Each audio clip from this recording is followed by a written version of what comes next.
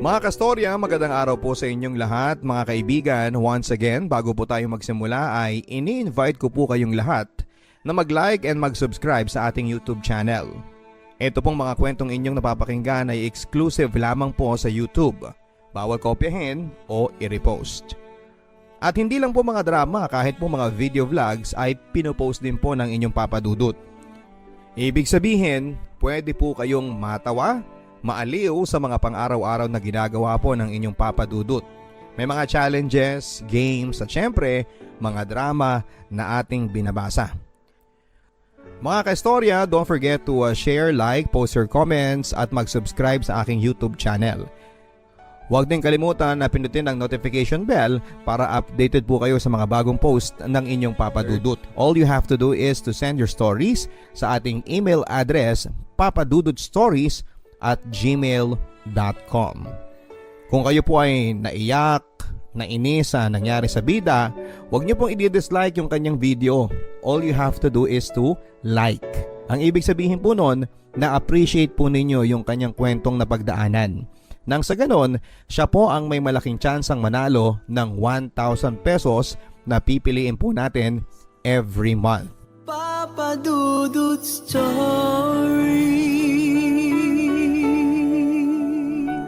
Sa ating kwento ngayong araw, ang anumang labis ay masama, tulad ng pagkakaroon ng libangan. Hindi po sa lahat ng pagkakataon ang libangan ay nakakabuti, bagkus ay pwede pa itong maging dahilan ng pagkasira ng iyong buhay. Dear Papa Dudut, tawagin niyo po ako sa pangalang Lloyda, 33 years old at nagmamay-ari ng isang tindahan, kaya naman nagkaroon ako ng maraming oras para gawin ang pakikinig sa inyo via live streaming at YouTube. Tubong Bicol po ang aking ama, kaya naman doon na rin po ako isinilang at nanirahan. Pero sa edad na 11 ay napilitan po kaming tatlo na lumipat na rito sa Maynila for good dahil sa kagustuhan ng aking ina na siyang taga dito po talaga sa North Caloocan. Hindi ko makakalimutan ang araw na lumipat po kami ng Caloocan, Papa Dudut. Marami po kasi ang mga naging adjustments mula sa pagkakaroon ng mga bagong kaibigan, bagong eskwelahan at pakikisama din sa mga bagong kapitbahay. Lahat ng yan, Papa Dudut, ay ginawa ko mula nang tumungtong po kami dito sa North Caloocan. Si Papa naman ay wala ding nagawa, Papa Dudut, nang si Mama na ang nag-utos na umalis na kami sa Bicol. Galit na galit si Mama noon kay Papa. Naaalala ko pa nga kung paano siya sunduin ni Mama sa umpukan ng mga nagsasabong sa aming barangay Tupada. Wala ka na talagang kapag-apag-asa, demonyo ka. Buong maghapon ka na nga sa paghimas ng manok mo. Sinasamahan mo pa ng pagpirmi dito sa sabungan na to. Samantalang sa akin mo pa kinukupit yung pangsabong mo. Litanya ni Mama kay Papa noon.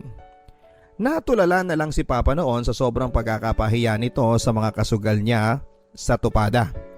Madalas kasing inuungot lang ni Mama ang sentimiento niya kay Papa nang silang dalawa lamang.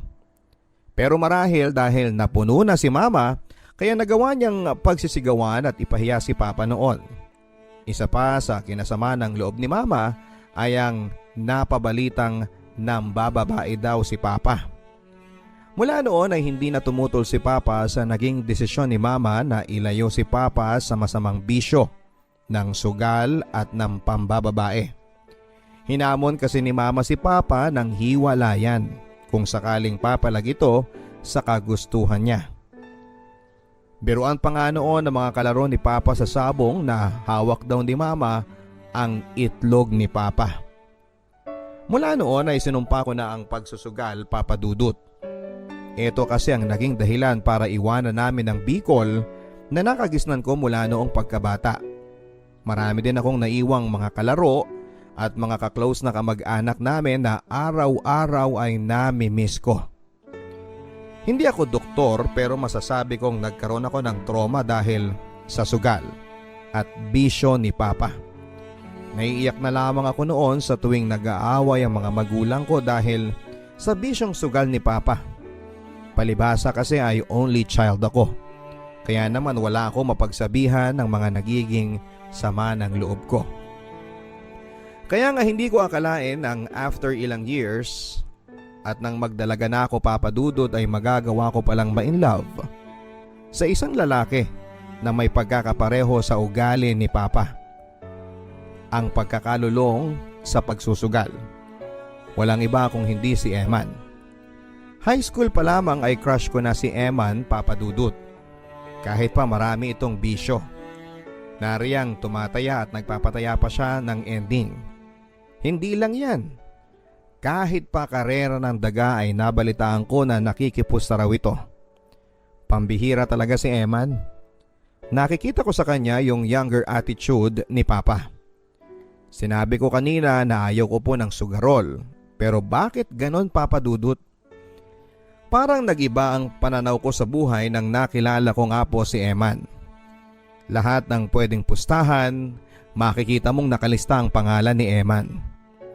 Pero kahit ganun siya ay nagawa ko pa ring palampasin ang masamang pag-uugali niya. Aminado kasi ako papadudot na na-love at first sight ako sa kanya. Gwapo, may pagkamoreno, maamo ang mukha at hindi makabasag pinggan kung titignan. Ang kahawigan niyang artista ay si Cesar Montano. Yun nga lang, sugarol ang ultimate crush ko. Bumilang pa ng 1 taon bago kami naging close na dalawa ni Eman. Yun ay mula noong nakautang siya sa akin ng 500 pesos dahil sa atraso niyang hindi mabayad-bayaran. Pasalamat naman ako at binayaran niya ako kaagad. Kaya naman nakaulit pa siya sa akin ng pangungutang ng walang interes. At hindi rin ako na turn off sa kanya. Kahit sugarol pala si Eman ay mabuti naman siyang kausap. After that, siguro napansin din niya ako dahil yun nga, niligawan din niya ako eventually. Naalala ko pa nga na marami akong mga kakilala at mga kaibigan.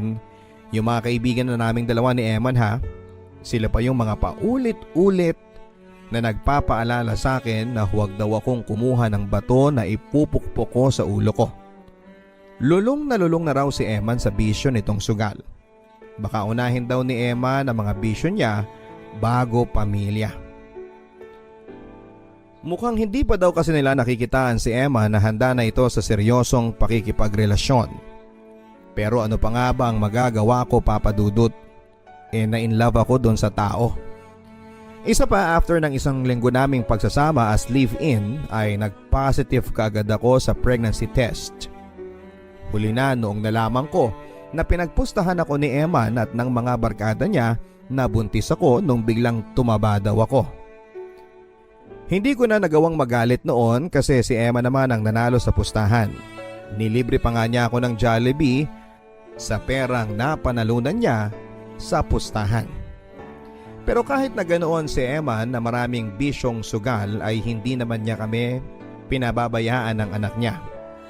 Sa katunayan papadudot dahil sa diskarte niya sa buhay, kahit wala itong permanenteng trabaho ay nakakakain kami ng 3 beses sa isang araw. At madalas ay may take-out pa at kain sa labas.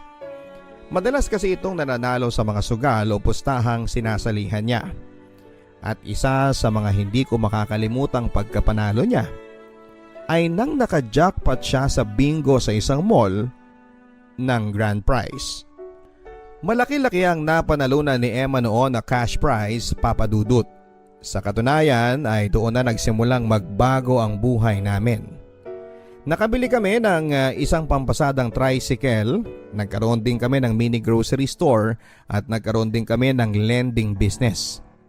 15% kaagad ang tubo sa mga uutang at another 10% sa remaining balance makalipas ang ilang buwan. Mas maigi na ito kaysa sa 5-6 kaya naman marami ang naiingganyong umutang sa amin.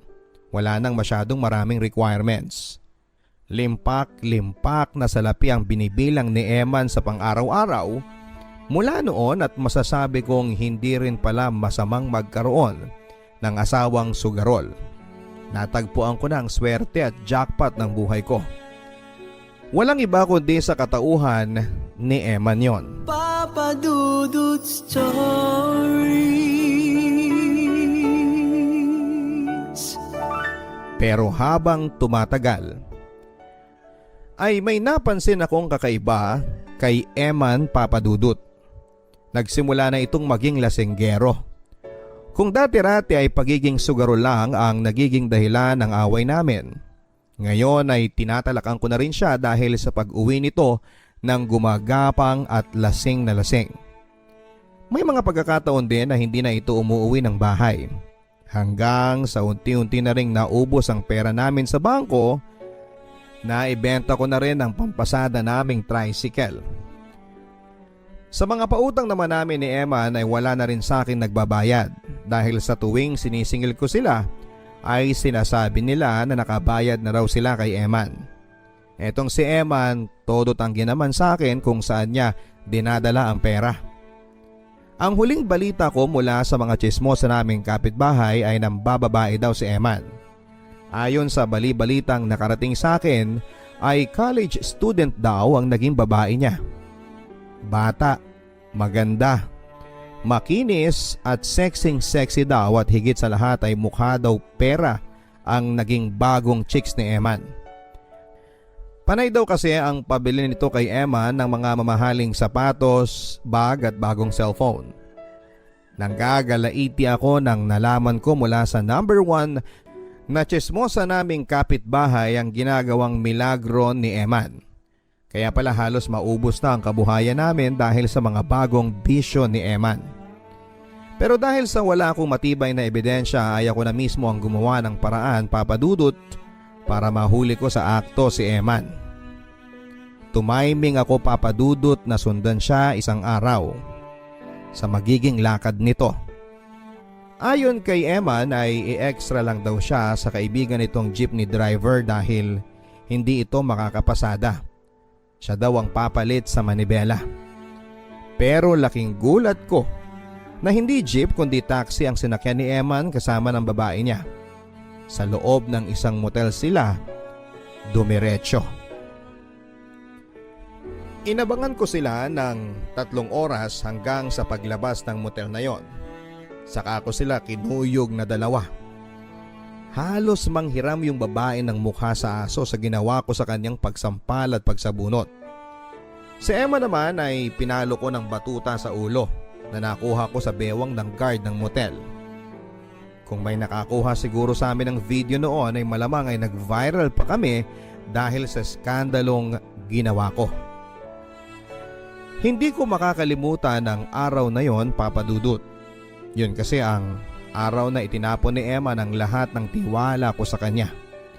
Halos maging bingi ako sa mga sinasabing masama sa kanya ng mga kaibigan namin.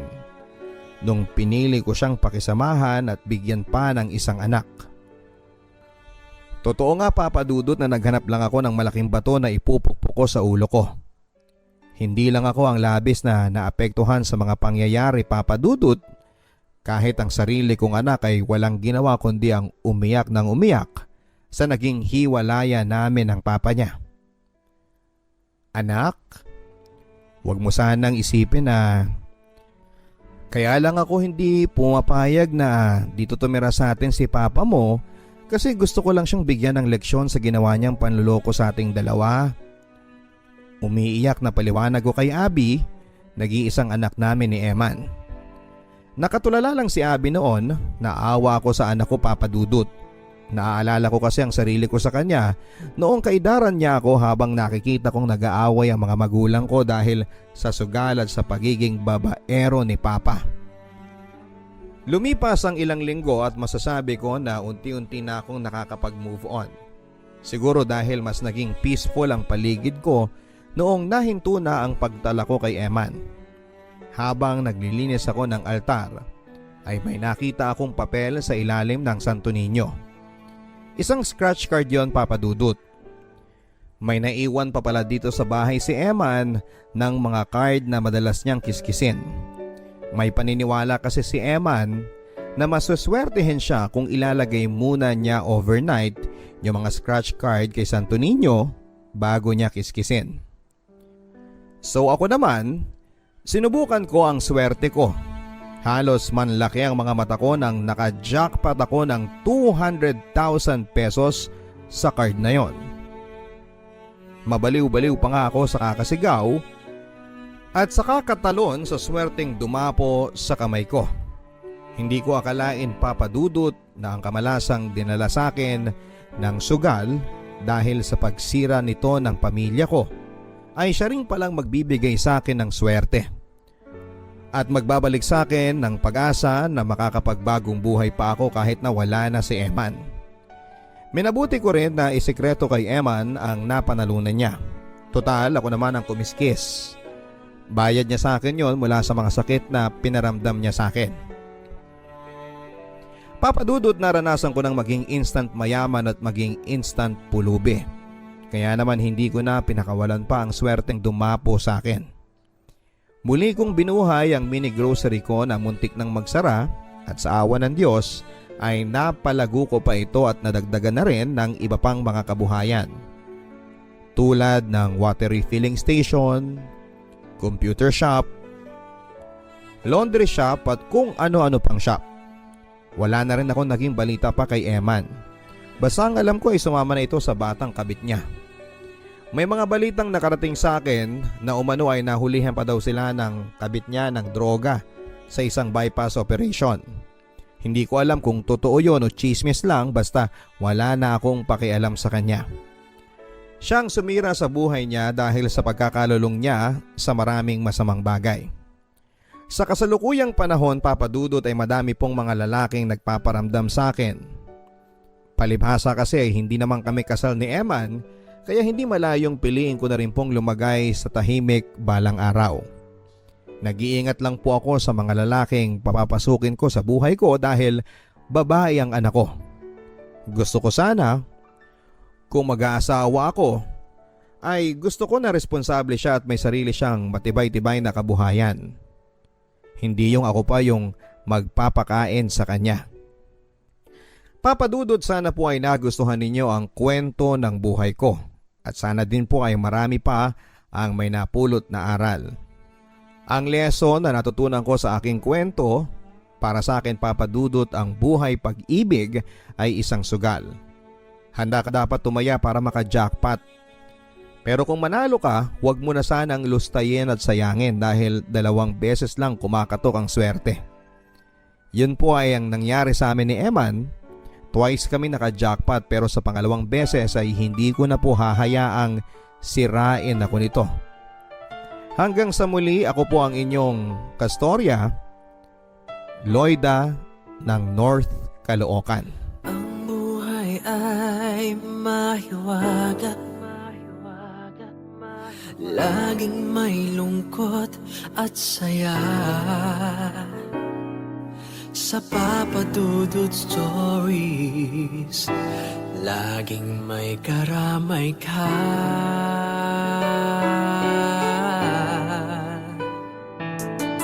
Mga problemang kaibigan, dito ay pakikinggan ka. Sa Papa Dudut Stories, kami ay iyong kasama. Dito sa Papa Dudut Stories, ikaw ay hindi nag-iisa.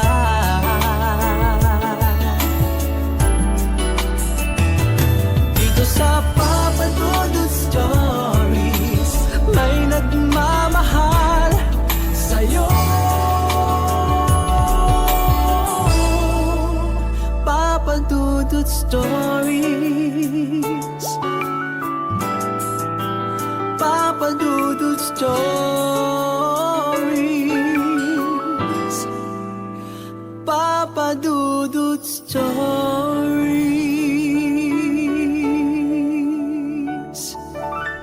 Maraming salamat, Loida ng North Caloocan, sa pagbabahagi mo ng iyong storya sa ating YouTube account.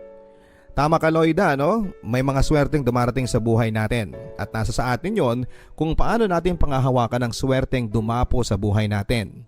Napakaswerte mo nga lang na 2 beses na dumapo sa iyo ang swerte. Well, sa simula medyo minalas tayo, no, dahil hindi natin napanghawakan ang swerteng yan at yan din ang naging dahilan ng pagkasira ng pamilya mo. Pero tama ka, hindi mo na dapat sayangin pa ang ikalawang swerteng ibinigay sa iyo ng Diyos. At kung susugal ka nga sa pangalawang pagkakataon sa buhay pag-ibig, ingatan mo na hindi ka na matalo at magkamali pa. Hanggang sa muli mga kaibigan, ako po ang inyong si Papa Dudut. Ini-invite kayong lahat na mag-follow sa aking YouTube channel, pindutin ang bell notification at huwag kalimutang mag-subscribe. Mag-post din ang mga comments ninyo regarding our story. Again, meron po tayong 1,000 pesos na premyo na ibibigay monthly sa ating napakaswerteng sender. Kaya naman kung nagustuhan po ninyo ang kanyang storya, huwag kalimutang pindutin ang like button at mag-post ng inyong mga comments. Huwag din kalimutang manood ng ating mga live video vlogs para updated kayo sa mga happenings sa inyong Papa Dudut. Hanggang sa muli mga kaibigan, ito po ang Papa Dudut Stories.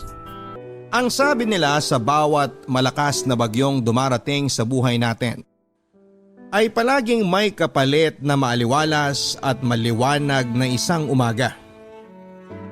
Yung mapapabuntong hininga ka na lamang ng malalim at mapapa-thank you kay Lord para sa napakagaan na pakiramdam pagkatapos ng isang malakas na unos ng pagsubok sa buhay mo. At naniniwala ako doon, Papa Dudut, dahil hindi lang isa o dalawang bagyo ang minsang dumaan sa buhay ko. Marami sila pero lahat yon ay kinaya kong lampasan. Papa Dudut, itago nyo na lamang po ako sa pangalang Sandra, 25 years old, taga Makati at nagtatrabaho bilang published writer sa isang kilalang publishing company na hindi ko na po babanggitin ang pangalan. Para na rin po maitago ang ilang impormasyon tungkol sa aking sarili. Papa Dudut, matagal na rin po akong avid listener ng inyong programa. At isa po kayo sa mga dahilan kung bakit at paano ako nagsimulang mangarap noon na maging isang manunulat. Hayaan niyo pong simulan ko ang aking kwento noong ako'y bata pa lamang. Isa po akong anak sa pagkadalaga ng mama ko, Papa Dudut. Nasa 4th year college daw siya nang ipinagbuntis niya ako. Pero hindi raw siya pinanagutan ng papa ko. Na kahit kailan nga ay hindi na niya nakita pa. Kaya isang taon daw munang huminto si mama ng pag-aaral noon. Mabuti na lang daw at mabait ang nanay niya at sinuportahan ng pagbubuntis niya hanggang sa makapanganak siya. Bumalik siya ng pag-aaral habang ako naman ay inalagaan ng lola ko na noon ay nasa probinsya, Papa Dudut. At nang makatapos nga po ng college si mama ay nagkaroon kagad siya ng maayos na trabaho at hindi nga po nagtagal ay nagkaroon na rin siya ng bago at sarili niyang pamilya. Sa totoo lang, Papa Dudut, noong bata pa po ako ay hindi ko po talaga masyadong tanda ang mukha ng mama ko. Hindi niya po kasi ako masyadong dinadalaw sa bahay ni Lola. At kung dumalaw man siya ay hindi niya ako masyadong kinakausap. O kahit niyayakap man lang. Papa Dudut, 8 years old po ako nang mamatay ang lola ko na matagal na nag-alaga sa akin. At sa halos 2 taon mula nang mawala siya ay naranasan ko kung paano ako pagpasapasahan ng mga kamag-anak ko. Dahil kung kani-kanino na lamang po ako pinaalaga ni mama para lang hindi niya ako masama sa masayang pamilya nila. Papa Dudut, kagaya po ng nabanggit ko kanina ay never akong naka-experience ang yakapin ni mama. Puro sigaw at minsan ay pananakit lang ang nakukuha ko mula sa kanya. Pero kahit na ganoon siya sa akin ay mahal na mahal ko pa rin po si mama. Dahil palaging sinasabi sa akin noon ni Lola noong nabubuhay pa siya na mahal daw ako ni mama. May dahilan lang daw talaga kung bakit ayaw niya akong isama sa bago niyang pamilya. Yun ay dahil hindi alam ng asawa at mga anak niya na nagkaroon siya ng anak sa pagkadalaga.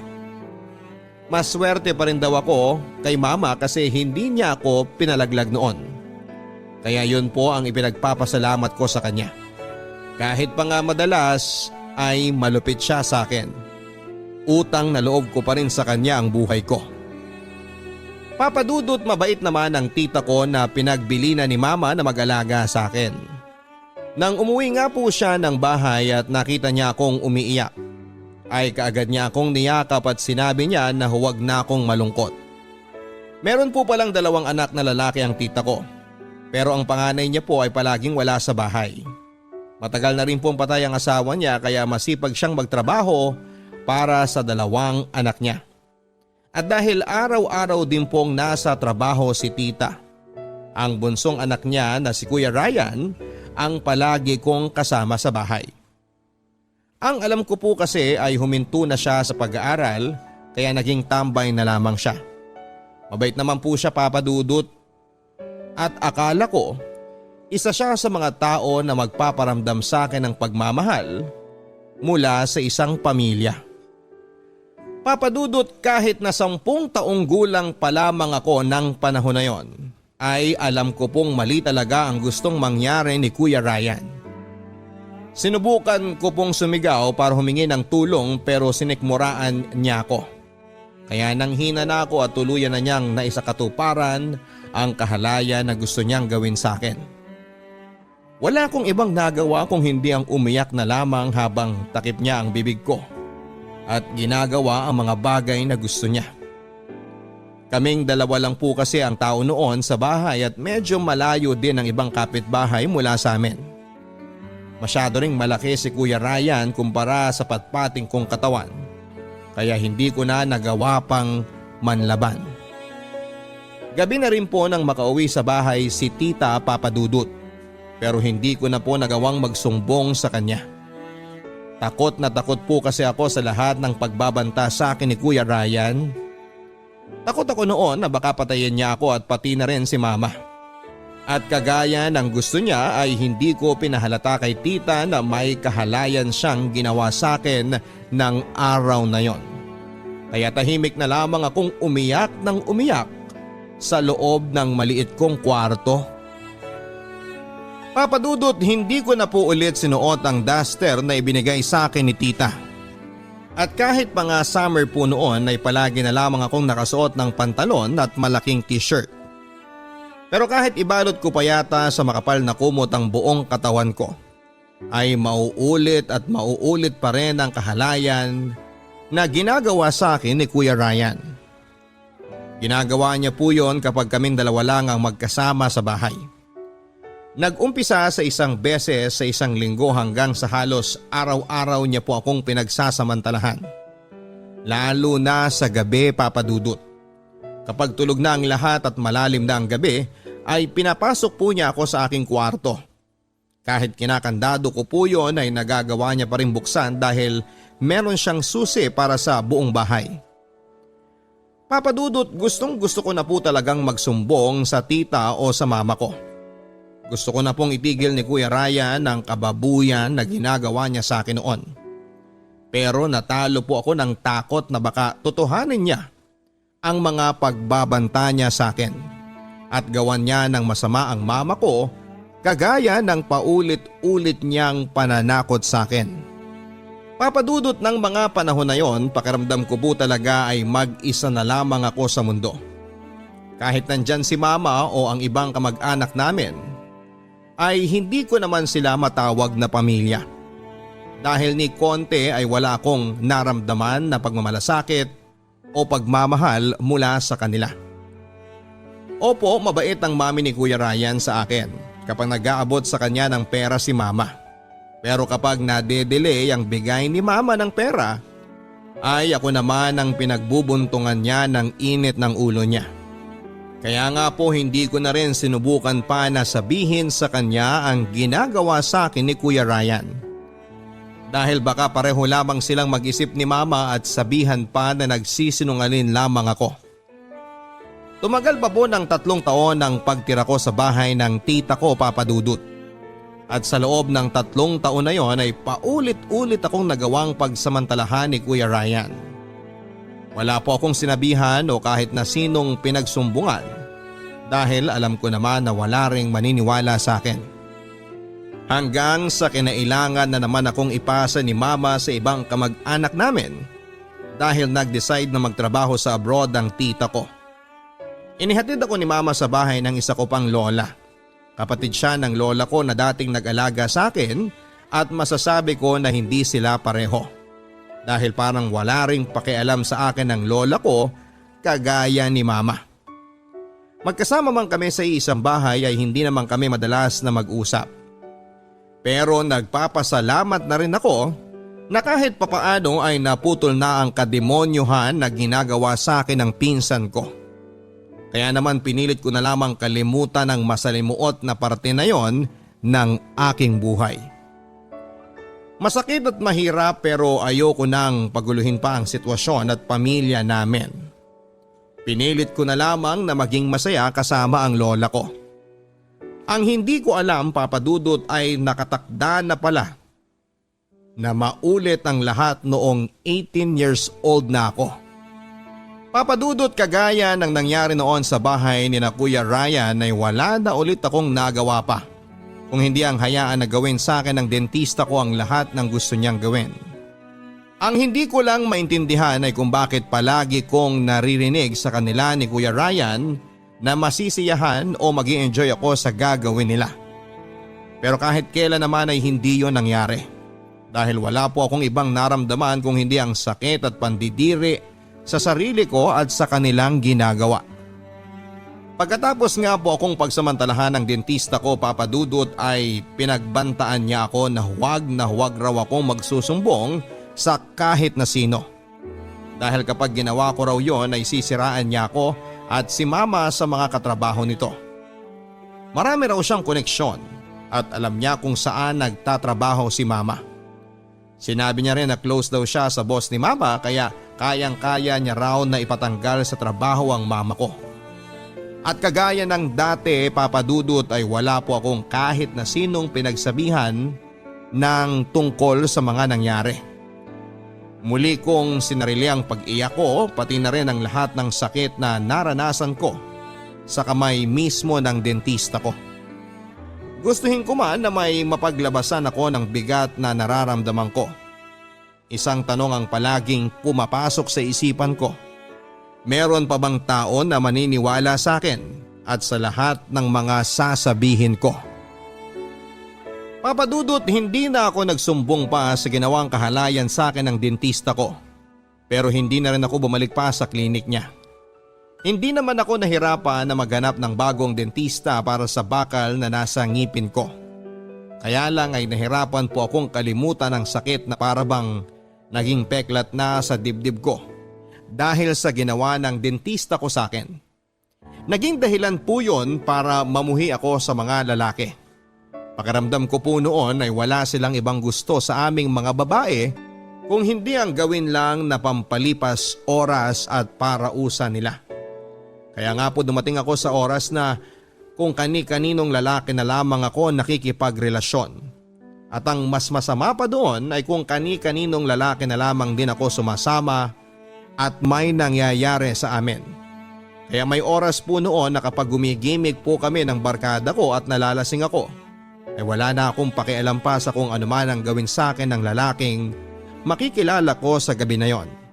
Dahil pare-pareho lamang po sila na wala ng respeto sa akin at walang ibang gusto kung hindi ang magamit at pagsamantalahan ng katawan ko. Naging pariwara talaga ako sa buhay ko, Papa Dudut, at dahil maluwag naman sa akin ang lola ko at walang pakialam si mama sa akin ay nagagawa ko ang lahat ng gusto ko sa buhay at sa sarili ko. Papa Dudut, sa totoo lang po ay medyo nagtataka ako sa nangyari ng araw na yon. Para bang may mali. Noon lang po kasi ako nagising sa isang lugar na may suot po akong maayos na damit at dinalhan pa ako ng breakfast in bed. Mabilis po kasi talaga akong malasing, Papa Dudut. Kaya kapag gumigimik kami ng mga kabarkada ko at pare-pareho na kaming lasing, ay nagigising na lamang po ako kinabukasan na nasa isang lugar o kwarto. At wala na akong kahit na anong damit habang katabi ang isang lalaki na wala ding suot. Hindi ko na rin po ginawang big deal yon kasi alam ko naman sa sarili ko na wala nang mawawala pa sa akin. Kaya mas in-enjoy ko na lamang po ang buhay at katawan ko kasama ang iba't ibang lalaki. Pero Papa Dudut, sa lahat ng lalaking nakilala ko sa bar ay si Vincent po ang pinakakakaiba. Ramdam ko po kasi ang sincerity noong magkausap kaming dalawa sa bahay niya. Noon lang din po ako nakaramdam ng respeto mula sa ibang tao. At aaminin ko na type ko rin talaga si Vincent. Kaya naman natapos ang araw na yon na nagkapalitan kaming dalawa ng mga cellphone number. Naging madalas po ang pagte-text at tawagan namin ni Vincent, Papa Dudut. Pinupuntahan niya rin po ako sa eskwelahan ko para sunduin niya ako. At habang tumatagal, ay mas lalo po kaming nagiging close na dalawa. Kaya lang Papa Dudut, sa sobrang close po namin ni Vincent sa isa't isa, ay nagsimula na akong malito sa kung ano ba kami para sa isa't isa. Madalas kaming magka-text ng mga salitang I miss you, gusto na kitang makitang muli at umabot na rin sa pagpapalitan namin ng message na I love you. Gusto ko nang i-assume noon na may relasyon na talaga kaming dalawa, Papa Dudut. Kaya lang ay pinipigilan ko ang sarili ko. Dahil ang nasa isip ko noon, kung gusto talaga ako ni Vincent, bakit hindi pa rin niya ako niyayaya na magmotel kami para may mangyari na sa aming dalawa? Kaya naman hindi ko talaga tinatak sa isipan ko na gusto o mahal ako ni Vincent. Hanggang sa isang araw na nagbar kami ng mga kaibigan ko at nalasing ulit ako. Hindi ko na masyadong alam ang ginagawa ko noon. At napansin ko na lamang na may kahalikan na akong ibang lalaki, Papa Dudut. Bigla pong sumulpot noon si Vincent at pagkatapos niyang suntukin ng lalaki na hindi ko na matandaan ang pangalan ay hinila na niya ako palabas ng bar. Papa Dudut, hindi po ako makapaniwala sa mga sinabi ni Vincent ng gabi na yon. Yung mga salitang respeto at pagmamahal na nararamdaman niya para sa akin. Kaya pala hindi niya kaagad ako niyayaya sa isang maliit na kwarto para may mangyari sa aming dalawa. Kaya hindi niya ako hinahalikan kahit na sinasabi niya na gusto niya ako. Kaya hindi niya sinamantala ang pagkakataon noon para magalaw ako dahil mataas ang respeto niya sa mga babae. At yon ang kauna-unahang pagkakataon na nakilala ako ng isang lalaki na kaya akong respetuhin, Papa Dudut.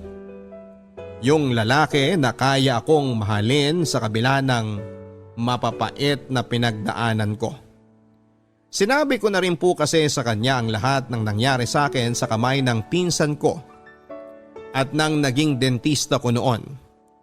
Ikinuwento ko sa kanya ang lahat ng hirap at sakit na pinagdaanan ko.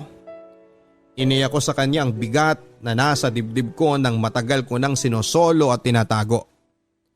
Nakinig lang siya sa akin, Papa Dudut, at inabsorb niya ang lahat ng bigat na nararamdaman ko. At pagkatapos noon ay niyakap ako ng mahigpit habang nagbibitaw siya ng isang pangako na kahit kailan ay hinding-hindi na raw ulit ako makakaranas na mag-isa. Nagagawin niya ang lahat para iparamdam sa akin na deserving din akong makatanggap ng pagmamahal mula sa ibang tao. Tinanggap niya ako, Papa Dudut. Tinanggap at minahal pa rin ako ni Vincent sa kabila na mga sinabi ko sa kanya na tungkol sa nakaraan ko. Mula ng araw na yon, Papa Dudut, ay naging opisyal na nga po ang aming relasyon ni Vincent. Mas lalo po akong nakaramdam ng pagmamahal at respeto mula sa kanya. Kung noon ay palagi akong nangungulila sa pagmamahal ng isang magulang. Ngayon ay hindi na po.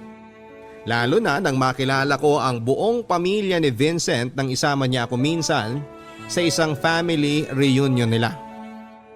Mabait po ang pamilya niya, lalo na ang mga magulang niya. Kinausap rin ako ng mami niya at sinabi na ituring ko na raw siya na parang mami ko na rin. Kaya naman, Papa Dudut, wala na po akong mahihiling pa sa halos 6 na taong relasyon namin ni Vincent. Nakakatanggap ako ng pagmamahal mula sa lalaking mahal ko at mula na rin sa kanyang buong pamilya. Si Vincent din ang nagpapaalala sa akin na huwag ko raw sanang kimkimin habang buhay ang sama ng loob ko sa mama ko. Dahil kahit ano pa man ang nangyari ay utang na loob ko pa rin daw kay mama ang buhay ko. Sa totoo lang, Papa Dudut, ay hindi ko na rin po masyado pang naaalala ang bigat na naramdaman ko noon dahil sa pagiging walang pakialam sa akin ni mama. Ang mahalaga naman ngayon ay nandyan palagi si Vincent at pati na rin ang kanyang buong pamilya.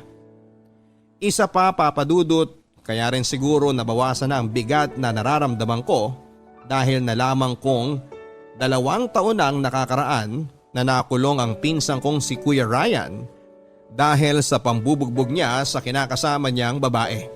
At nang minsang silipin ko naman ng Facebook ang buhay ng naging dentista ko na nang molest siya sa akin noon ay nalaman ko na namatay ang anak niyang babae dahil sa sakit nito sa dugo. Noon ko naisip na may kanya-kanya rin talagang karma ang bawat tao at bumalik na sa kanila ang kahayupan na ginawa nila sa akin noon. Kaya naramdaman ko na oras na para magpatawad ako kahit na hindi naman sila humihingi ng tawad sa akin. Oras na para kalimutan ko ang masakit na napakadilim na bahagi ng buhay ko na ito. Papa Dudut, gusto ko lang din pong magpasalamat para sa pagbibigay ninyo ng opportunity na maibahagi ko ang aking kwento. Marami po akong bagay na pinagsisihan noon sa buhay ko. At isa na po doon ay nang hayaan ko ang sarili ko na maging isang bulag at pipin na biktima sa karahasan ng masasamang tao. Naging mahina po talaga ako at takot noon. Pero ngayon po ay kaya ko nang lumaban. Kaya sana po sa lahat ng kabarangay natin na minsang naging biktima ng karahasan, huwag niyo po akong gagayahin na naging bulag at pipi sa katarungan na dapat ay noong ko pa na ibigay sa sarili ko. Lahat po tayo ay deserving na lumaban. Lahat po tayo ay deserving na irespeto. Dito ko na rin po tinatapos ang sulat ko. Muli po ay maraming salamat sa inyo, Papa Dudut.